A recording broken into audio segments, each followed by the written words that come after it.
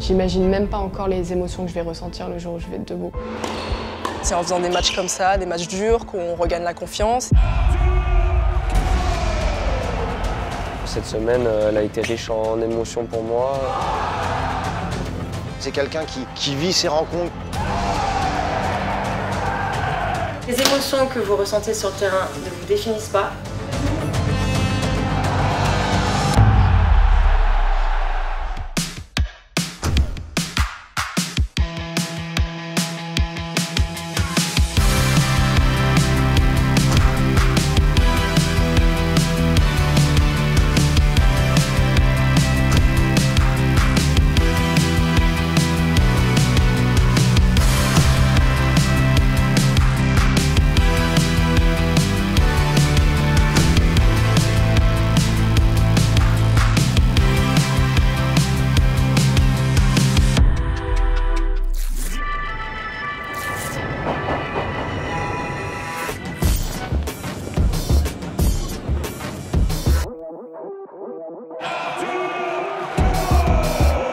C'est toujours une chance de jouer des gros tournois comme ça, des Master 1000. Encore plus quand c'est à la maison, quand on joue devant un public français.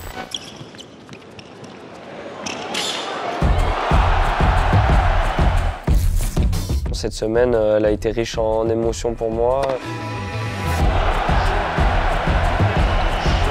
Je suis passé de la déception de perdre au dernier tour des qualifs au repêchage, à gagner Shelton, qui est top 20.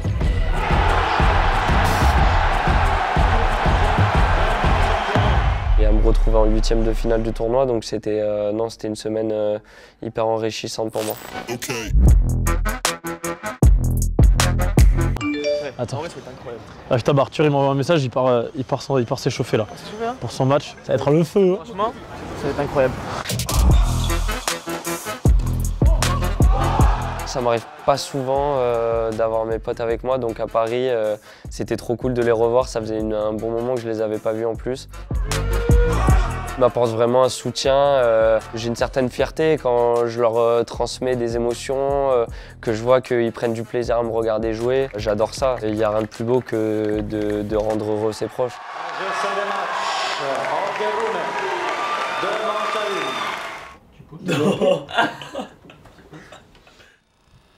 Guillaume, tu donnes quoi comme surnom? Moi j'appelle pas la case.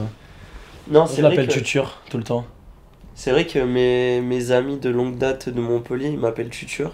Mais sur le circuit un peu tennis, tout le milieu tennis, on m'appelle la case. Guillaume, on se connaît depuis qu'on a 6 ans. Et Tanguy, on s'est connus même avant, on était à la crèche ensemble. J'ai quelques amis comme ça où on se connaît depuis plus de 15 ans quoi. C'est bon? Ouais. Let's go.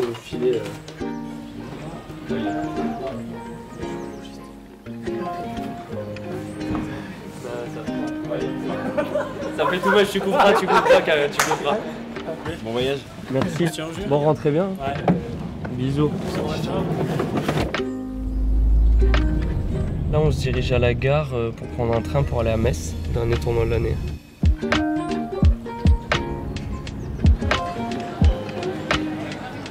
On va peut-être décider des qualifs demain matin.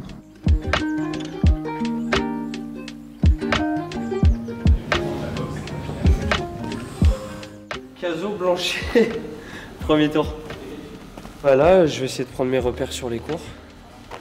Voilà, pas longtemps vu qu'il est un peu tard. Et vu que j'ai joué hier à Bercy, donc tranquille.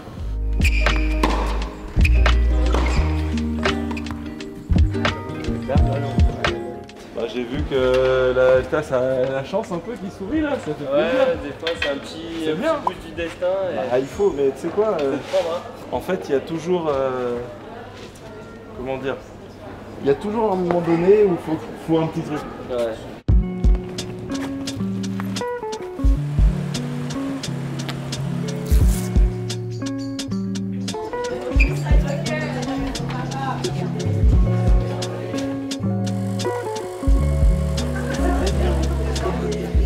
Les mauvais élèves au fond de la classe. Oui. Super. Les mauvais élèves, ça va. Ça va?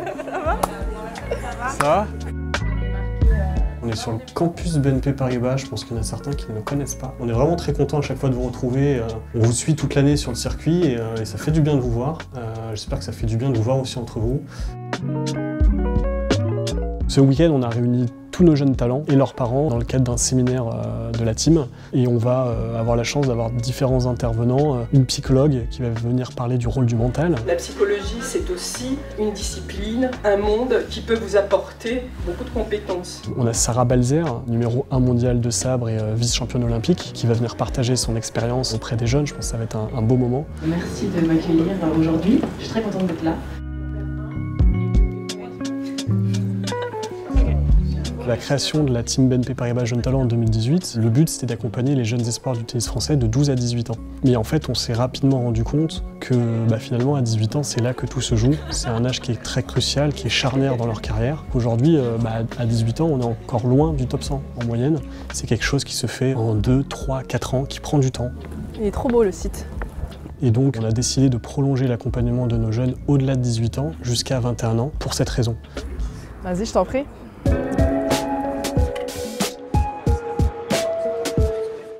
Arthur, dédicace.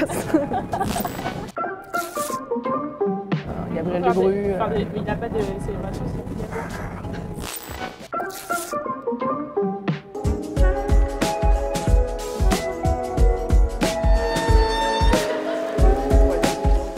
Il y a l'horizon.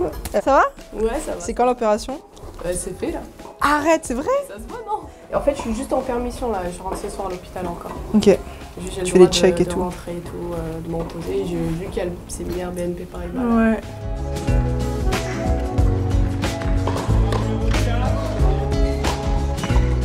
Tu vois?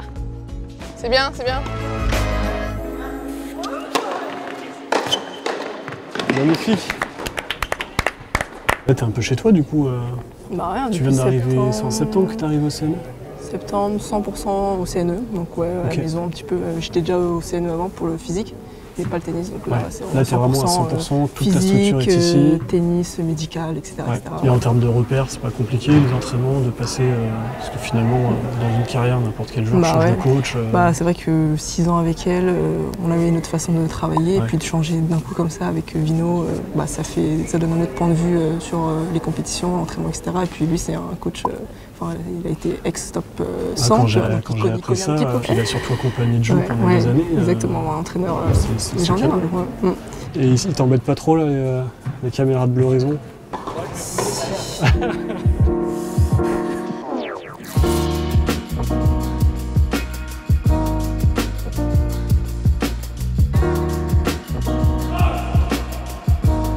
Cette année, c'est un petit peu spécial parce que depuis septembre, je suis rentrée au CNE et donc j'ai un nouveau groupe, un nouveau coach et donc là, c'est les premiers tournois ensemble.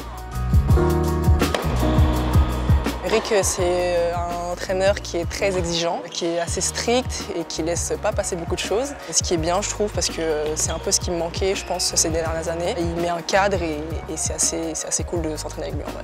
On apprend toujours à se connaître. Je la connaissais déjà un petit peu, je l'avais vue jouer sur quelques tournois et puis elle est venue aussi s'entraîner avec les joueuses qui étaient dans mon groupe jusqu'à l'année dernière. Donc c'est pas une inconnue pour moi. Eric m'a apporté énormément de choses, dont l'assiduité, la rigueur, ce qui me manquait vraiment dans mon jeu, dans ma façon de travailler.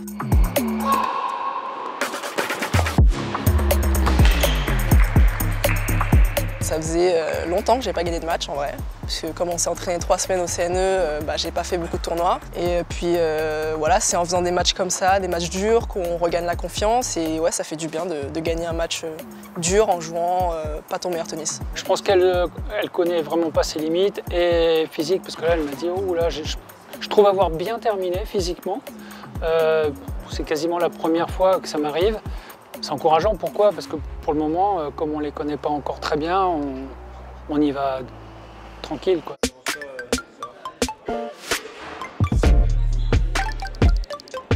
Sarah, ça fait très longtemps que je la connais, oui, et Yara, pareil, on s'entend très bien, elle m'apporte énormément de joie, on rigole tout le temps aux entraînements, et puis en même temps on est sérieuse, donc c'est vraiment une bonne ambiance, quoi.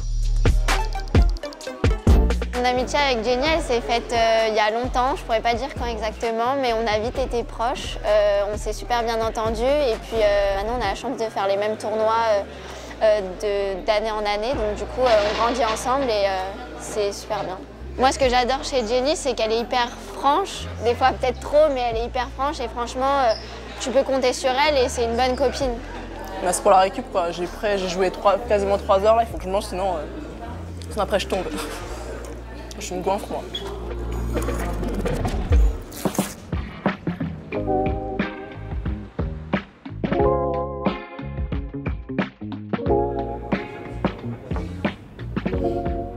Metz c'est mon dernier tournoi, donc voilà, après je pars en vacances, pépouze. J'ai bien joué à Bercy, donc j'arrive avec de bonnes sensations tennistiques quand même. Et de la confiance, donc on verra bien ce qui se passe. Je vais me donner à fond, j'ai encore du jus, donc voilà, j'espère aller loin sur ce tournoi, mais je vais jouer match par match et on verra bien ce qui se passe.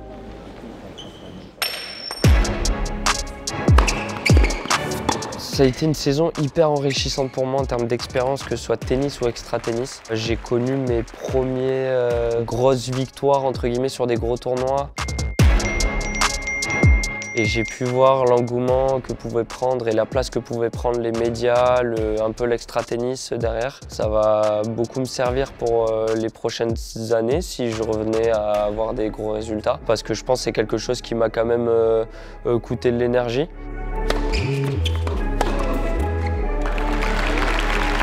Mais c'est vrai que c'était peut-être un peu too much après l'Australie.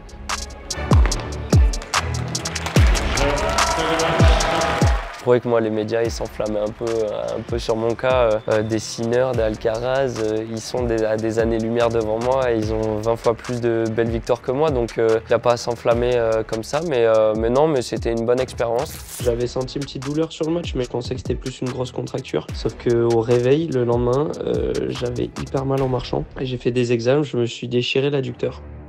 Avec le niveau que j'ai, je peux me fixer des beaux objectifs comme rapprocher du top 30 et j'espère arriver bien prêt, enfin je vais arriver prêt pour 2025.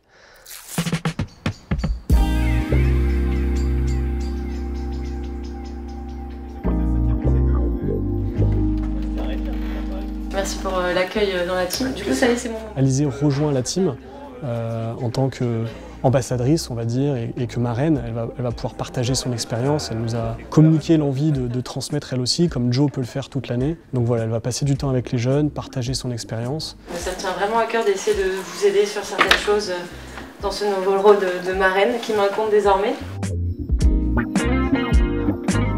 Moi, j'aimerais savoir quelle est votre personnalité sur le court et du coup, ça me permettrait un petit peu d'en savoir un peu plus sur vous. Moi, je suis plutôt calme sur le court. Résiliente. Moi, je dirais assez combatif. Instable émotionnellement, mais quand même combative. Il n'y en a pas un qui m'a dit patient encore, hein, ça ne m'étonne pas. Perfectionniste. Il y a des matchs où je peux être très calme et des matchs où je peux très vite me frustrer. Et toi, Jenny? Moi, je dirais calme et créative, mais aussi parfois angoissée et frustrée. Ok, oui, effectivement. Les émotions que vous ressentez sur le terrain ne vous définissent pas. Ce que disent les gens sur vous ne vous définit pas. Et les victoires et les défaites ne vous définissent pas en aucun cas.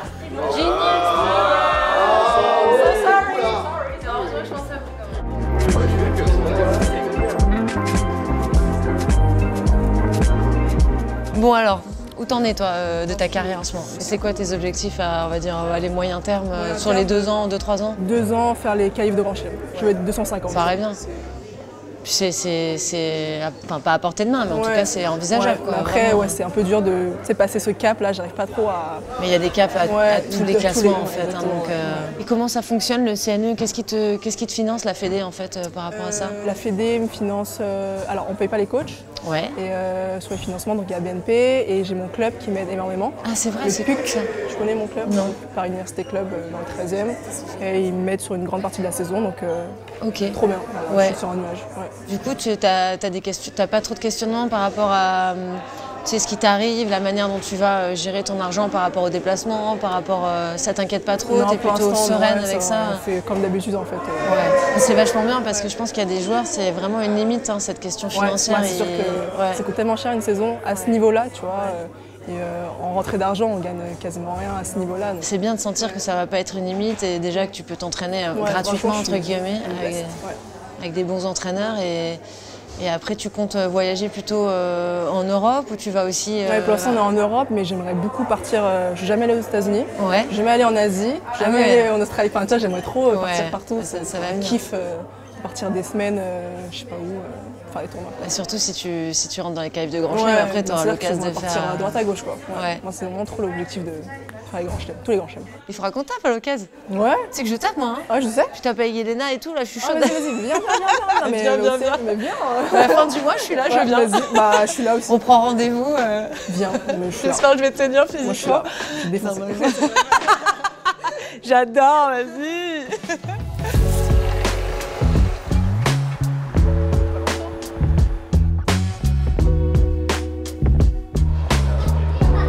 Aujourd'hui, on est au Tennis Club de Paris, mon club où je joue les matchs par équipe ou même quand je reviens à Paris, je m'entraîne. On a 2 rencontres à domicile cette année pour ce type de match et on va 3 fois à l'extérieur. Donc là, on est avec tous les copains. Tous les copains, on profite, on s'amuse et on fait des bons matchs.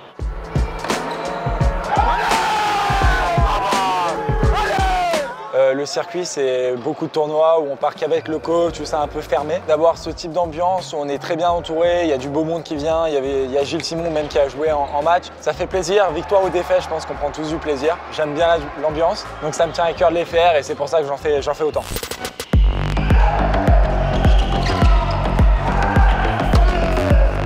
Gabriel, on a vraiment besoin de lui pour les matchs par équipe, comme on a pu compter sur lui l'année dernière. C'est quelqu'un qui vit ses rencontres, qui vit même quand il est sur le circuit en simple, je pense qu'il vit ses matchs. Il a besoin de support, il a besoin de s'encourager, il a besoin de communiquer avec son coach, avec là, le capitaine, avec les supporters. Gagner un match pour l'équipe, ça fait du bien, surtout gagner le point de la victoire quoi, pour l'équipe, pour gagner 4-2 contre Clermont, ce qui fait qu'on peut continuer à penser qu'on peut se maintenir. Donc ça, c'était vraiment positif. Et puis de jouer avec Raph, qui est un peu l'enfant du club, avec tous les amis au-dessus qui font de l'ambiance, c'est vraiment sympa. Je pense qu'on a pris vraiment beaucoup de plaisir. Mes gros objectifs en 2025, c'est de monter top 100, faire mes débuts sur le circuit ATP et essayer de jouer mon premier Grand Chelem tableau. Allez, pareil. Oh, tu le mets au cut, tu le mets celui-là.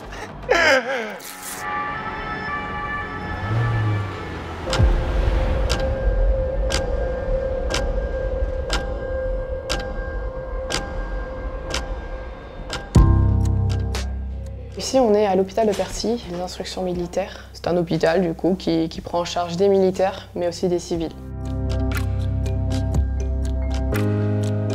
Depuis mon accident le 24 janvier 2021, j'ai eu pas mal de problèmes à la jambe que j'avais avant. Et ce qui fait qu'il fallait avoir une nouvelle intervention chirurgicale pour pouvoir réaliser ce rêve de remarcher. Et maintenant, on y est très très proche. J'étais un peu stressée, honnêtement. Parce que revenir dans le milieu hospitalier, ça a toujours été compliqué pour moi. Je suis un peu angoissée dans ces endroits-là, je suis très vulnérable. C'est pas du tout le lieu où je me sens très forte, on va dire, pas comme sur le terrain de tennis. Actuellement, je suis en rééducation, donc on va dire que je finis mes journées à 17-18 heures, donc ça fait quand même de belles journées. Mais la solitude, elle est présente dans ce genre de moments où on est clairement vulnérable, où il y a des gens qui étaient en tournoi, par exemple. Mes collègues de tennis fauteuil étaient en tournoi, tout ça, donc on se sent quand même seul. Au quotidien depuis 3 semaines. Tous les matins, on se lève. On sait ce qu'on va faire, on va travailler, on sait pourquoi on le fait, mais il n'y a pas d'épanouissement profond, il n'y a pas de plaisir de fou. Aller voir un kiné qui te masse, où on fait des exercices qui te met en difficulté. C'est ce qui se passe en ce moment pour moi, quoi. Je suis en difficulté, je ne suis pas du tout dans un terrain où je me sens forte, donc c'est agréable pour personne, je pense. Pourquoi j'arrive pas ? La gestion de la frustration, c'est un gros travail en ce moment. Parce que, en plus, en sportif de haut niveau, on veut tout faire vite. On réussit vite les choses aussi. Et là, c'est pas du tout la même chose. Les choses sont lentes. Moi, mon impatience très élevé. Je pensais faire mes premiers pas avant Noël et je me rends compte que ça va peut-être pas être possible. Et donc c'est ma première un peu déception. Après, tout se passe bien, la cicatrisation est super belle, les médecins sont contents. Donc en vrai, il n'y a pas de quoi être frustré non plus, mais... Je continue de le faire juste pour ma conscience, en fait, ça me fait du bien de voir 2 jambes, vraiment. Oui. Je sais pas pourquoi. Mais on tient bon parce que quand même, on sait pourquoi on le fait, quoi.